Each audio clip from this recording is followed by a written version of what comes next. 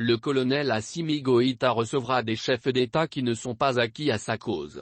Officiellement, ils viennent plaider pour la cause des 46 soldats ivoiriens détenus à Bamako. Mais au-delà de cette raison, c'est l'Amérique qui prend le relais de la France qui est en perte de vitesse et de crédibilité en Afrique de l'Ouest, plus précisément au Mali.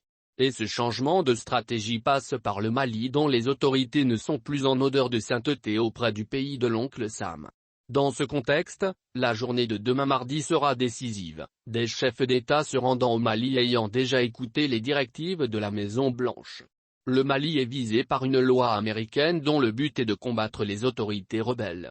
Avant de passer à son plan punitif contre la transition malienne, Washington dépêche à Bamako demain mardi une délégation de 3 chefs d'État ouest-africains. Il s'agit de Nana Akufo-Addo de la République du Ghana, de Macky Sall du Sénégal et de Faure Gnassingbé du Togo.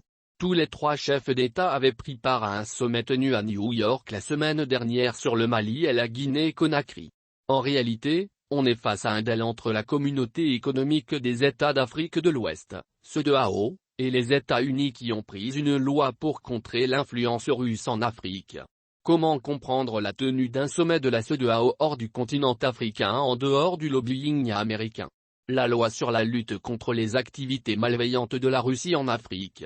Countering Malign Russian Activity in Africa Act a été adopté par 415 voix pour et 9 contre par les représentants du Sénat américain en avril dernier, au moment où le Mali et la Russie renforçaient leurs relations commerciales et diplomatiques.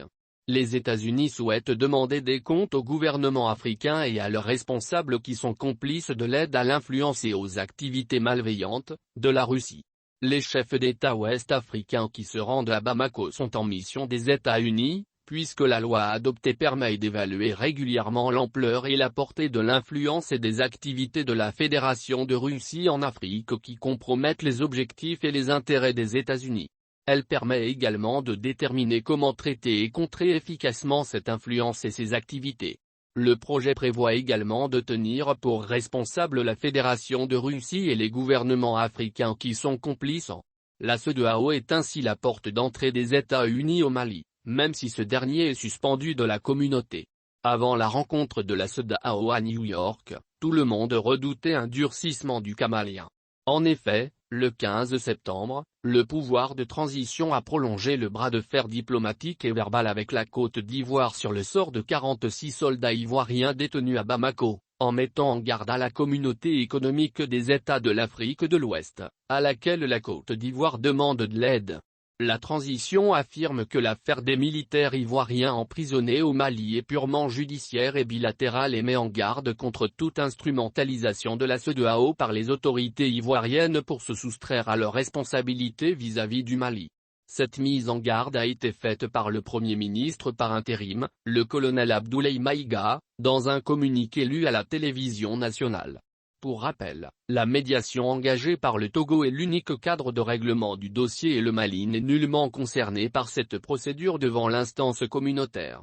La transition accuse le gouvernement ivoirien d'être animé par une volonté d'adversité et d'avoir transformé un dossier judiciaire en une crise diplomatique.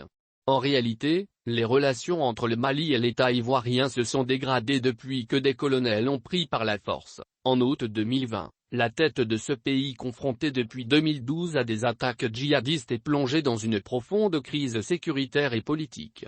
Elles se sont encore détériorées avec l'interpellation de 49 soldats ivoiriens à leur arrivée à Bamako, le 10 juillet. Mais 3 soldats ont récemment été libérés. Les 49 soldats devaient, selon Abidjan et l'ONU, participer à la sécurité du contingent allemand des casques bleus au Mali. Bamako les considère comme des mercenaires.